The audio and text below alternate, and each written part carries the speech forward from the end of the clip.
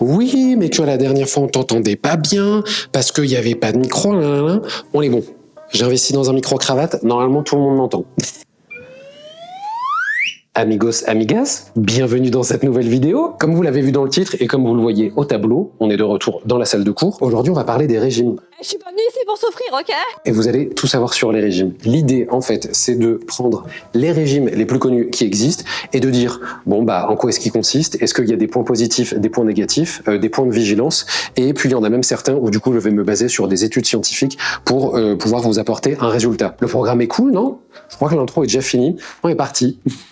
Alors, comme vous avez vu, je vous ai mis tout plein de mots au tableau. Ce sont tout simplement justement des noms de régimes pour que j'en parle un petit peu et puis pour pas que j'oublie. Du coup, comme ça, à la fin, on pourra être sûr que j'ai bien parlé de tout ce dont je voulais parler. Alors, vous avez vu, on va parler vegan. Alors, fast food, c'est pas un régime en tant que tel, mais on se comprend parce que je vais faire un point dessus justement grâce à une étude scientifique. Tout ce qui est paléo, low fat, on va parler déficit calorique, fasting, régime cétogène, low carbs et tout ce qui est produit ultra transformé, qui va du coup rejoindre tout ce qui est fast food, etc. L'idée, c'est de faire ça chapitre par chapitre. Encore une fois, aujourd'hui, alors je dis encore une fois, mais c'est tout à fait la première fois que je le dis dans la vidéo, quand je dis régime, je n'entends pas nécessairement régime, c'est-à-dire genre, je sais pas, pendant un mois avant l'été, ok, go, je fais tous les efforts de la terre pour perdre du poids, du gras et être bien sur la plage. Là, c'est l'idée vraiment de régime dans le sens nouvelles habitudes alimentaires. Puisque vous allez voir que la plupart, généralement ici, quand les gens le démarrent, il y a peut-être une intention de perdre du poids, de perdre du gras, mais aussi surtout d'éventuellement changer un petit peu son alimentation. On commence par des définitions rapides de chacun des régimes que j'ai notés ici. Le régime ici vegan, juste pour être sûr de quoi on parle, il y a bien la différence entre végétarien et vegan. Du coup, le mot vegan, j'ai mis un E accent aigu parce que je crois qu'il s'est un peu francisé, mais ça vient au final de l'anglais. La différence entre végétarien et vegan, ce serait la quantité des produits, entre guillemets, auxquels on a accès. Pour tout ce qui est végétarien, c'est donc les personnes qui ne mangent pas de viande, qui ne mangent pas de poisson. C'est-à-dire qu'ils ne vont pas directement manger un animal. Ceci étant, une personne qui est végétarienne peut consommer des produits qui sont d'origine animale, mais qui ne sont pas un animal directement.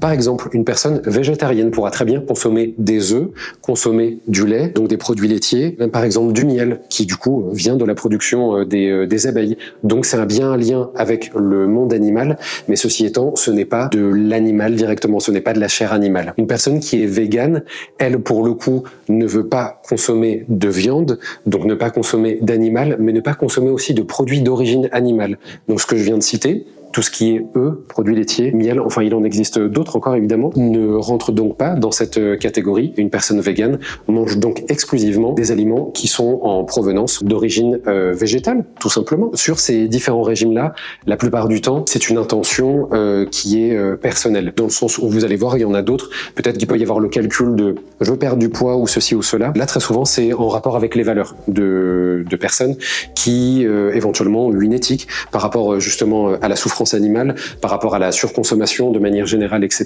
Il peut y avoir plein d'explications d'un point de vue écologique, d'un point de vue encore une fois éthique, etc. qui peuvent amener au fait que ces personnes-là souhaitent devenir végétariennes ou véganes. De manière générale, point positif, évidemment du coup on réduit la surconsommation qu'on a sur cette planète. Effectivement aussi, on évite du coup de la souffrance à certains animaux et du coup en devenant vegan, on multiplie, enfin le nombre de personnes du coup qui deviennent véganes se multiplie, ce qui éventuellement envoie un message à tout ce qui est industrie agroalimentaire, etc. Ce qui peut-être sur le long terme, du coup, pourrait avoir, sur le court, moyen ou long terme, pourrait avoir du coup une incidence. En termes de points négatifs, souvent ce qui est amené sur tout ce qui est végétarien et vegan, c'est la difficulté par exemple de trouver assez de sources de protéines et aussi certaines carences du coup qui pourraient être amenées, je pense principalement à la vitamine B12. La vitamine B12 qui quasi exclusivement peut être trouvée dans la viande rouge, principalement. C'est donc pour ça que les personnes qui sont végétariennes ou véganes auraient du mal à avoir des quantités suffisantes de vitamine B12 et on estime qu'une carence, une vraie carence de vitamine B12 peut être dommageable pour le fonctionnement de l'organisme, le fonctionnement hormonal, etc. optimale du corps. Mais la vitamine B12, on peut tout à fait la trouver en supplément. Donc en soi, si vraiment il y a ce problème, techniquement, il y a une solution qui se trouve. Au niveau des protéines, c'est vrai que parfois c'est plus difficile d'avoir un quota de protéines chaque jour qui soit atteint assez facilement, juste avec une alimentation qui viendrait d'origine végétale. Ça ne veut pas dire que c'est pas possible, c'est peut-être simplement que au niveau des sources de protéines qui vont revenir, il y a certains aliments d'origine végétale qui sont plus concentrés en protéines que d'autres, et donc peut-être que ces aliments vont revenir régulièrement, ce qui pourra peut-être amener une certaine routine, ou certains pourraient voir ça comme de la monotonie ou autre, mais je pense qu'il y a plein de manières de préparer ces sources de protéines-là, qui au final, pareil, pourraient répondre à ce problème-là. Donc on est bon pour tout ce qui est végétarien, vegan. Ensuite, je vais parler du régime paléo. Le régime paléo, il est un petit peu moins à la mode. Enfin, je sais qu'en tout cas, il y a 5 ans, on en parlait partout. Paléo, du coup, c'est l'abréviation de paléolithique, qui fait référence à une ère qu'on a connue du coup sur la Terre, qui a eu lieu, si je ne dis pas de bêtises, si je ne me méprends pas, entre moins 40 000 et moins 10 000 avant Jésus-Christ. Je crois que c'est à peu près ça, si je dis pas de bêtises. Donc c'est-à-dire il y a très longtemps. L'idée derrière le régime paléo, d'avoir une alimentation paléo, ce serait de se rapprocher le plus possible de l'alimentation que nos ancêtres pouvaient avoir. Si jamais on se cale là-dessus, justement, l'idée derrière ça étant d'avoir accès à une alimentation qui potentiellement, enfin en tout cas les personnes qui défendent ce régime-là, qui potentiellement se rapprocheraient de l'alimentation qui nous permettrait un fonctionnement optimal au niveau du corps, puisqu'on serait sur des aliments qui seraient simples, des aliments qui ne seraient pas transformés, etc. Sur le papier, si on veut parler concrètement du régime paléo, du coup c'est un régime qui est très concentré en protéines, protéines d'origine animale ou végétale, entre guillemets, peu importe. À retenir en revanche que tout ce qui est céréales et produits laitiers sont bannis, puisque à l'époque il n'y en avait pas, a priori. Donc céréales et produits laitiers bannis. Évidemment pas de produits transformés, puisque à l'époque, jusqu'à preuve du contraire, Michel et Janine n'avaient pas accès à un McDo dans la grotte de Lascaux. On était sur l'humour beauf. Donc, si on résume, on est sur, au final, une quantité d'aliments, enfin, de catégories d'aliments qui peut être un petit peu limitée. Et donc, pareil, sur celui-ci, il faudrait faire attention à tout ce qui est carence. Parce que du coup, comme on zappe tout ce qui est céréales et tout ce qui est produits laitiers, il peut y avoir quelques carences, éventuellement, qui peuvent venir. Donc, faire attention à ça. Après, peut-être que certaines personnes, du coup, ont l'idée de faire du paléo un petit peu flexible, entre guillemets, c'est-à-dire qui se laissent quand même l'opportunité d'avoir certaines catégories d'aliments qui sont bannis à la base à intégrer quelques fois par semaine, 1 ou 2 fois peut-être même par semaine, pour éviter d'avoir ces fameuses carences. Ceci étant, le gros point positif, c'est évidemment l'idée que sont bannis tout ce qui est produits transformés. On essaye de manger brut le plus possible, de manger des aliments le plus naturels possible. Je fais exprès de skipper fast-food et ultra transformé puisqu'on y revient après avec l'étude scientifique que j'ai prévue sur le sujet, les amis. Ensuite, on va parler des 2 low.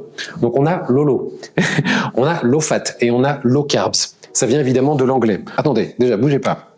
Paléo, c'est fait. Ensuite, on a donc ici low et là-bas aussi on a low.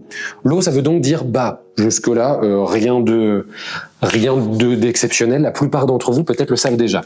Fat, on est donc sur du gras. Fat, c'est la graisse, tout simplement. Donc low fat, ce sera d'avoir peu de graisse. Low carbs, ça vient encore une fois de l'anglais. Et carbs, ça fait référence en anglais à carbohydrates. Si on traduit en français, c'est les hydrates de carbone.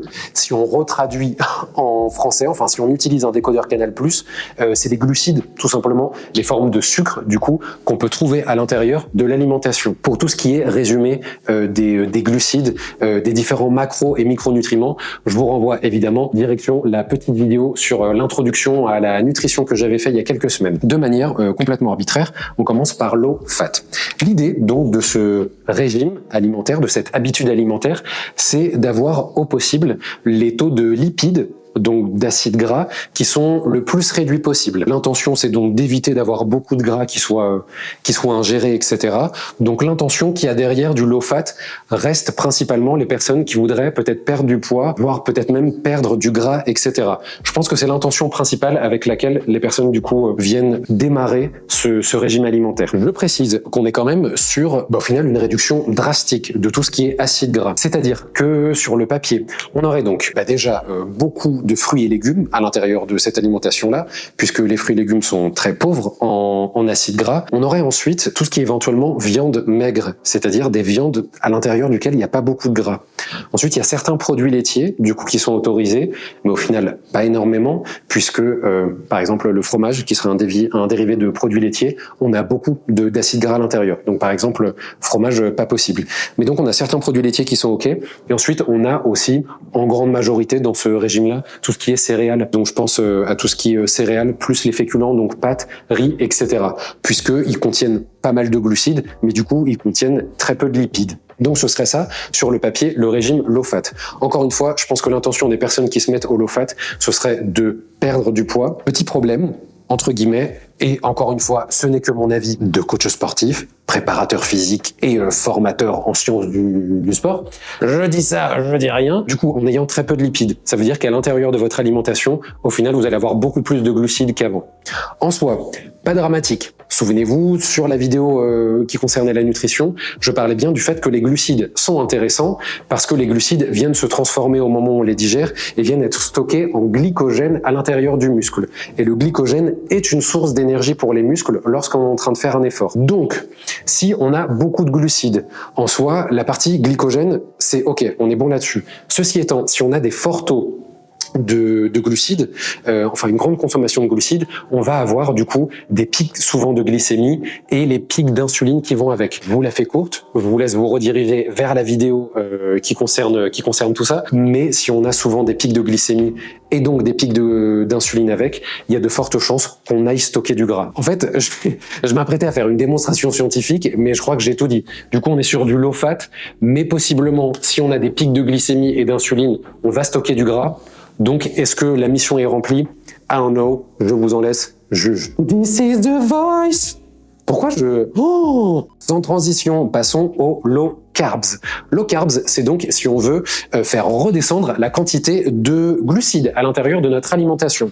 Puisque, je le redis, carbs, c'est tout ce qui est carbohydrate, donc les glucides.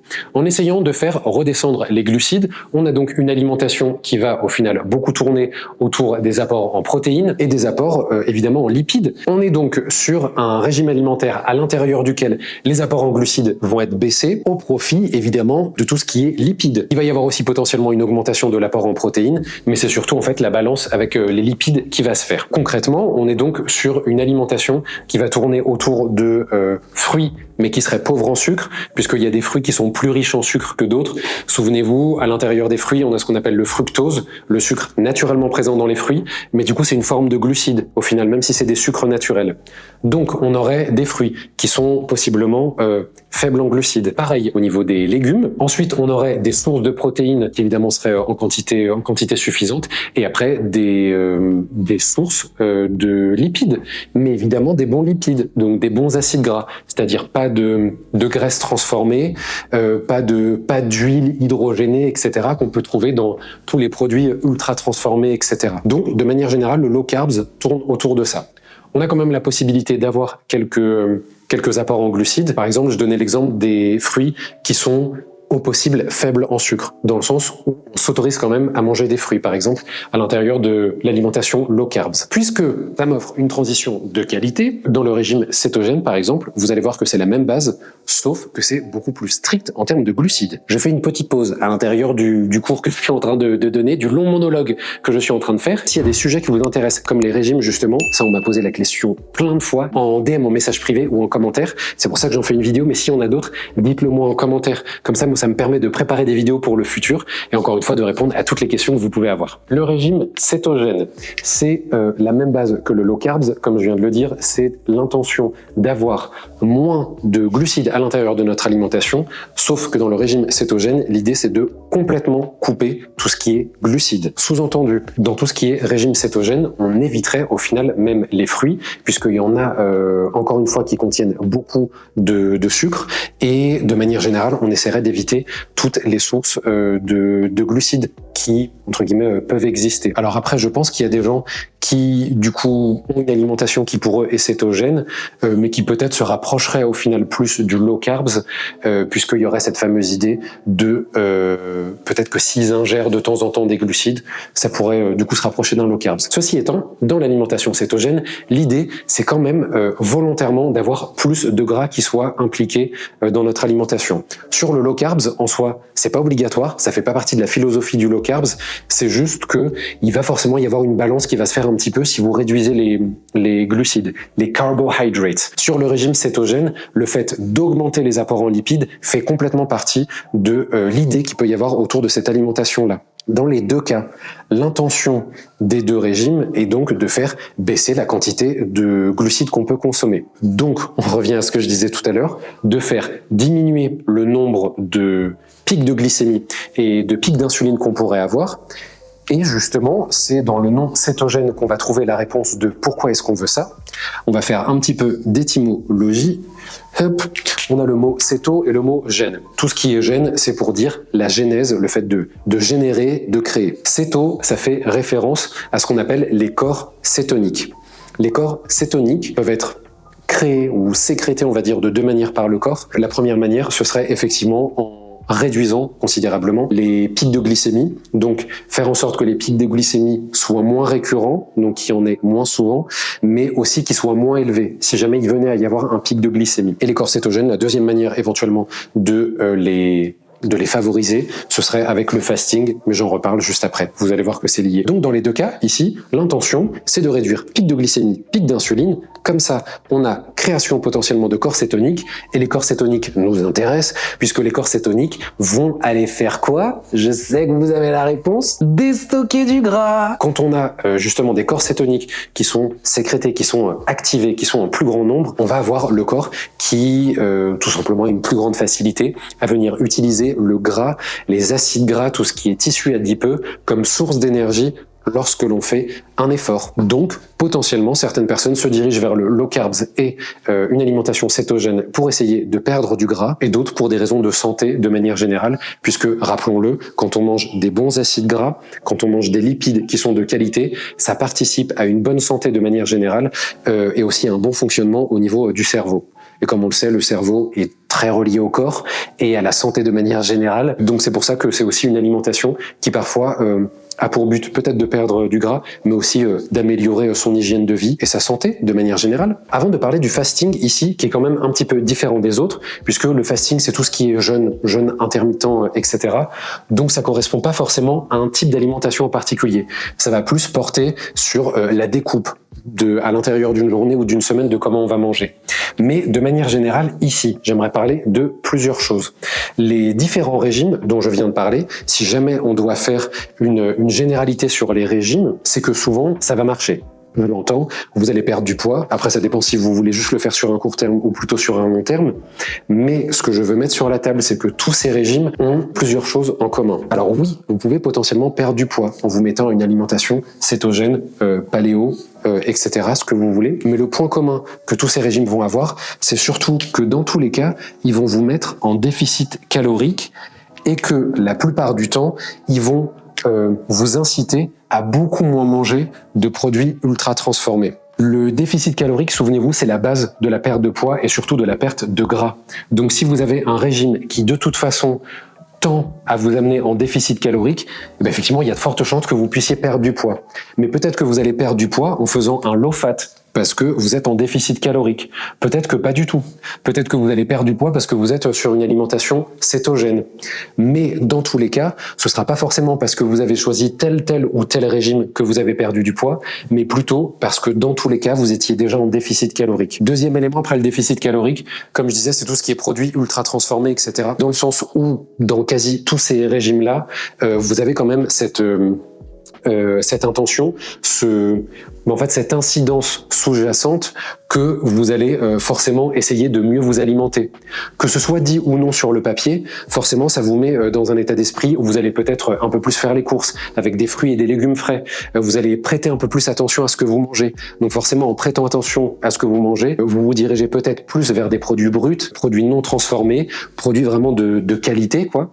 Et donc forcément, si vous avez moins d'aliments ultra transformés et plus une alimentation qui est variée, équilibrée, évidemment que ça va jouer aussi, en plus du déficit calorique, pour vous aider à déstocker du gras. Ce que je veux vous faire comprendre avec cette vidéo, et j'ai dit tout ça avant juste pour vous faire comprendre ce qui arrive, c'est que peu importe le régime qu'éventuellement vous choisirez, si jamais il fonctionne, Encore une fois, ce ne sera pas à cause des aliments qu'ils vous indiquent de consommer et ceux qu'ils vous bannissent à l'intérieur de ces régimes, mais plus parce que dans tous les cas, vous aurez été en déficit calorique et vous aurez prêté un peu plus attention à ce que vous mangez. Si on fait donc un résumé, vous n'êtes même pas obligé de faire de régime. Au final, si vous êtes en déficit calorique et que vous avez une alimentation variée et équilibrée, vous êtes déjà dans le vert pour pouvoir atteindre vos objectifs de perte de poids, perte de gras, etc. Je précise évidemment qu'il y a certains régimes ici, donc par exemple tout ce qui est vegan, avec tout ce qui est valeurs éthiques, etc. Il y a évidemment d'autres choses qui peuvent rentrer en ligne de compte, qui vont venir bannir certains aliments de votre alimentation. Je peux penser à des allergies, je peux penser à des croyances religieuses, à certaines maladies ou autres qui pourraient faire que vous n'avez pas la possibilité de manger certains aliments. Encore une fois, si vous êtes en déficit calorique, plus que vous avez beaucoup de produits naturels, bruts, il y a de fortes chances que vous soyez sur la bonne route. Maintenant qu'on vient d'en parler, des produits ultra transformés, je vais du coup dégainer cette fameuse étude et en même temps, du coup, ça va me permettre de parler des fast-foods, puisque pour ce qui est du déficit calorique, j'en avais déjà parlé dans une vidéo, je vous mets le lien quelque part, mais du coup, je vais pas revenir dessus. Et pour illustrer tout ça, je ressors donc une étude scientifique qui date de 2019, ce qui est quand même très cool. En soi, ça fait un petit 4 ans, quoi, puisque c'est très difficile de trouver beaucoup d'études qui sont récentes et qui surtout ont bien été menées et qui sont parlantes par rapport à différents sujets.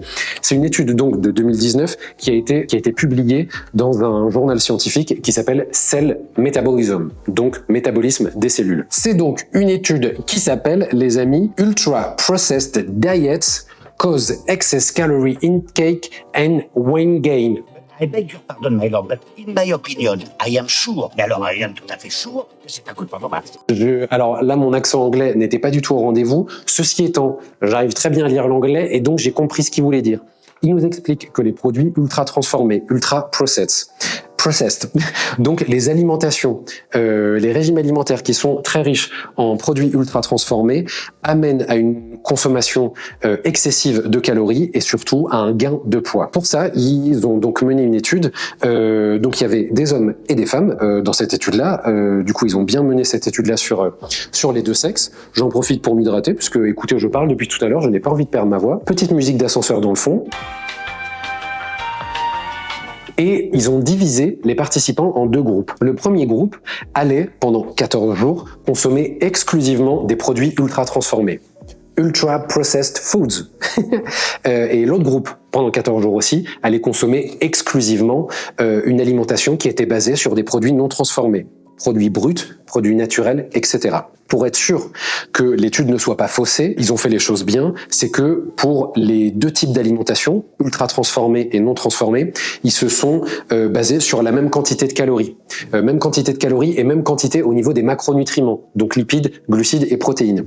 Puisque si jamais ils s'étaient pas assurés de ça, évidemment ça aurait faussé les résultats. L'idée, en revanche, c'est que les deux groupes de participants, on leur a donné une seule indication, c'est de manger à leur faim. C'est-à-dire qu'ils avaient le choix de terminer le plat qu'on leur avait donné ou non. Ils n'étaient pas obligés de le terminer. Et si jamais ils voulaient manger plus, ils pouvaient sans problème, puisqu'ils avaient accès à des snacks et à des bouteilles d'eau tout au long de la journée. Ils ont donc mené cette première partie de l'étude pendant 14 jours. Et au bout de 14 jours, ils ont inversé les deux groupes pour avoir justement une meilleure base de comparaison. Donc l'étude, au total, elle a duré 28 jours. Pour ça, ils ont mis en place des prises de sang à jeun et des scanners DEXA plusieurs fois au cours de l'étude. Scanner DEXA, si jamais ça vous parle pas, c'est un scanner d'analyse de composition corporelle à rayon X. J'en avais passé un, du coup dans la petite vidéo que je vous mets dans le coin, et tout simplement on peut observer grâce à ce scanner à rayon X de manière très précise, du coup la quantité de muscles, la masse musculaire, la masse sèche, mais aussi la masse adipeuse, c'est-à-dire le gras, et où est-ce qu'elle est située, la masse osseuse, donc la quantité en termes de poids au niveau des os qu'on a sur le squelette, et enfin la quantité hydrique, la masse hydrique, c'est-à-dire toute l'eau qui est en circulation dans le sang. Donc on est vraiment sur de la technologie de pointe pour avoir des résultats qui soient précis. Donc prise de sang à jeun plus scanner DEXA plusieurs fois au cours de l'étude. Et qu'est-ce qu'il en est ressorti, les amis? Eh bien, asseyez-vous bien et chopez vos pop-corn parce que vous allez être étonnés du résultat. Au niveau déjà du groupe qui a eu une alimentation qui était ultra transformée. On va mettre UT pour ultra transformée. Ils ont remarqué que sur la période du coup des 14 jours où il y a eu consommation de produits ultra transformés, en moyenne pour l'ensemble des participants, il y a eu chaque jour une ingestion de 500 calories de plus que leurs besoins nutritionnels. Donc ça veut dire que à la fin de chaque journée, ils avaient mangé 500 calories en plus que leurs besoins nutritionnels, que leurs calories de maintien. Donc ça, c'est bien sur les 14 jours ultra transformés. Autre élément, toujours pour cette même période de 14 jours, ils avaient en moyenne gagné 1 kg de masse corporelle, dont 500 grammes de masse grasse. Donc plus 1 kg, dont 500 grammes de masse grasse. J'ai bien précisé que c'était une moyenne. Donc ça veut dire que dans cette période-là, sur ces 14 jours, il y a certaines personnes où par jour, c'était plus de 500 calories en plus de leurs besoins énergétiques, mais surtout il y en a qui ont gagné plus de 1 kg en 14 jours et qui ont gagné plus de 500 grammes de masse grasse en 14 jours, ce qui du coup est énorme. Sur 14 jours, c'est énorme juste à cause de l'alimentation, encore une fois. Si jamais on prend pour ceux qui sont du côté non transformé, sur les 14 jours où l'ensemble des participants, puisque souvenez-vous, l'ensemble des participants a eu 14 jours ultra transformés et 14 jours non transformés, c'est juste l'ordre qui a changé, mais pendant les 14 jours non transformés, on a observé en moyenne une baisse du poids de corps d'environ 1 kg. Donc moins 1 kg sur la balance en moyenne pendant ces 14 jours, dont 300 grammes de masse grasse. Donc encore une fois, sur 14 jours, c'est quand même hyper intéressant de remarquer ça. Encore une fois, c'est une moyenne. Donc peut-être qu'effectivement, il y a certaines personnes qui ont juste perdu 500 grammes, mais il y en a d'autres qui, ça se trouve, ont perdu 2 kilos. Ou peut-être même qui ont perdu 1 kg de masse grasse. Ce qui, encore une fois, n'est pas négligeable. Mais ce qui est encore plus intéressant, les amis, au final, on a observé d'autres choses pendant ces 14 jours non transformés. Je vais vous le noter juste à côté aussi. Genre vraiment, aujourd'hui, vous êtes mes élèves. Hein. J'ai vraiment une classe devant moi. Du coup, on a observé une baisse de beaucoup de choses. Une baisse du cholestérol. Alors ça, c'est déjà cool. On a vu une baisse sur les marqueurs d'inflammation. Donc, baisse au final de l'inflammation. Ce qui veut donc dire que lors des 14 jours ultra transformés, il y a une augmentation de l'inflammation. Alors, c'est de manière locale. Ça ne veut pas dire que vous allez avoir des douleurs articulaires, que ça va réveiller, enfin, forcément quelque chose, mais il y avait des marqueurs d'inflammation. C'est-à-dire qu'il y avait de l'inflammation à l'intérieur du système du corps et ils ont pu être détectés justement en baisse, ces marqueurs-là, lors des 14 jours d'alimentation non transformée. Ensuite, on a eu une baisse de la glycémie à jeun. Glycémie à jeun, donc ça nous intéresse encore une fois. Depuis tout à l'heure, je vous en parle, des pics de glycémie. De manière générale, on a vu aussi une baisse des taux d'insuline. Et last but not least, il y a eu une baisse de ce qu'on appelle la gréline. La gréline, qui est donc l'hormone de la faim. C'est une hormone qui est sécrétée et qui donne faim lorsqu'elle est sécrétée. Et là, étant donné qu'elle était en baisse dans ce groupe-là, eh bien de manière générale, ça veut dire que la sensation de faim était moins présente et donc ces personnes-là ont moins mangé. L'idée, c'est que pour ceux qui ont eu une alimentation ultra transformée, il y a plusieurs choses qui rentrent en ligne de compte. D'une part, étant donné que c'est ultra transformé, on a pic de glycémie, donc pic d'insuline. Quand l'insuline redescend, je vous fais quand même un rappel de ce que j'avais dit dans l'autre vidéo, quand l'insuline redescend, le corps du coup va déclencher une sensation de faim et une envie de sucre pour essayer justement de retrouver de l'énergie rapidement. Donc ça veut dire que les personnes qui dans tous les cas avaient une alimentation riche en produits ultra transformés avaient plus régulièrement faim. Donc forcément, elles avaient tendance à manger plus sur une journée, alors qu'à la base, les repas qu'elles avaient eus contenaient le même nombre de calories et le même nombre de macronutriments, les mêmes quantités de macronutriments. L'autre hypothèse qui est faite par rapport justement à cette période-là et l'idée qu'en fait ils mangeaient plus sur ces 14 jours et que chaque jour ils avaient un petit peu plus faim, c'est tout simplement, ça paraît bête à dire, mais que la densité et la matrice des produits transformés est beaucoup moindre, beaucoup moins dense qu'un aliment qui est brut, qui est naturel, entre guillemets. C'est-à-dire que quand vous mangez un produit qui est transformé, vous mastiquez 2-3 fois et ensuite vous avalez. Versus quand vous avez un produit brut, bon bah, peut-être que vous passez un petit peu plus de temps à mastiquer. Mais donc, si on passe moins de temps à mâcher tout ce qui est produit transformé, du coup, le temps que la sensation de satiété monte, c'est-à-dire qu'on n'est plus faim, ben en fait, on a eu le temps de prendre plusieurs bouchées, de manger plus, avant de sentir qu'on n'a plus faim. Versus avec une alimentation qui n'est pas transformée, on aurait donc la sensation de satiété qui pourrait monter tout aussi rapidement, mais on aurait eu le temps de moins manger avant que cette sensation de satiété puisse monter. Donc ça, c'est les deux grosses hypothèses qu'ils ont pu poser dessus. Donc, mon gros résumé de cette étude-là, ce serait, produits ultra transformés, on n'aime pas. Ça nous fait prendre du poids et ça nous évite de perdre du gras, etc. Et puis même en termes de santé, c'est pas la folie. Je termine avec le dernier point que j'avais écrit au tableau tout à l'heure. C'était le fasting. J'en parle rapidement comme conclusion. Fasting, ça vient de l'anglais fast, qui est donc le verbe jeûner. Et donc, il y a plusieurs manières de jeûner. Vous avez très certainement entendu parler du jeûne intermittent. Il y a plusieurs manières de faire le jeûne intermittent. Certaines personnes, par exemple, vont manger 6 jours normalement et il y a un jour complet où du coup, elles vont rien manger. Enfin, techniquement pendant 48 heures pour que ça aille du manger ou boire. Mais j'ai un appétit insatiable pour les conversations intéressantes. Certaines personnes, du coup, font un jeûne, par exemple, je dis une bêtise, mais en arrêtant de manger le samedi soir et ils remangent le lundi matin. Donc toute la journée du dimanche est une journée de jeûne, mais techniquement, il y aura eu plus de 24 heures qui auront été fastées, comme on dit en anglais. D'autres personnes le font, par exemple, plusieurs jours à l'intérieur de la semaine. Elles mangent pendant 2 jours, ensuite elles mangent pas le jour d'après, elles reprennent, etc. Et après, il y a le jeûne intermittent, qui à mon avis est le plus connu, enfin, en tout cas, de ce que je vois sur les réseaux sociaux, mais surtout quand les gens m'en parlent et me posent des questions dessus, c'est le 8-16. C'est-à-dire qu'à l'intérieur d'une journée, on va avoir une fenêtre de 8 heures à l'intérieur de laquelle on peut s'alimenter et ensuite, du coup, 16 heures sur la journée où en fait on n'aura pas mangé. L'intention du fasting, du jeûne intermittent, c'est de mettre au repos son système digestif.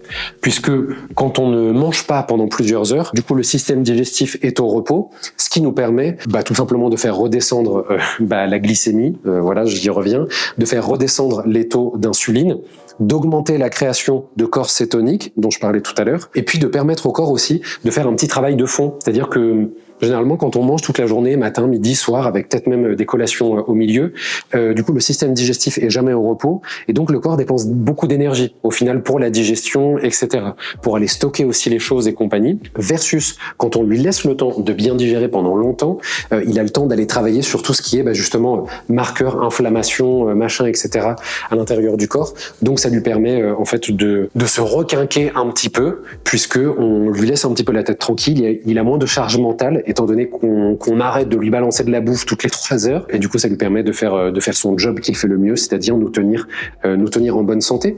Donc le jeûne intermittent, il peut y avoir plusieurs intentions. Il y a certaines personnes qui du coup le font dans un objectif de perte de poids, d'autres dans un objectif de mieux contrôler sa glycémie et de se réadapter à l'insuline pour avoir des taux qui sont un peu plus stables, etc. D'autres personnes qui le font aussi parce qu'elles estiment que pour la santé c'est meilleur de laisser son système digestif au repos. D'autres personnes aussi, ça peut être par rapport à leur emploi du temps. Du coup c'est un peu plus arrangeant pour eux, par exemple de skipper le petit déjeuner, mais le nombre de calories qui auraient dû être consommées au petit déjeuner sont transférées sur l'après-midi, ou ce genre de choses.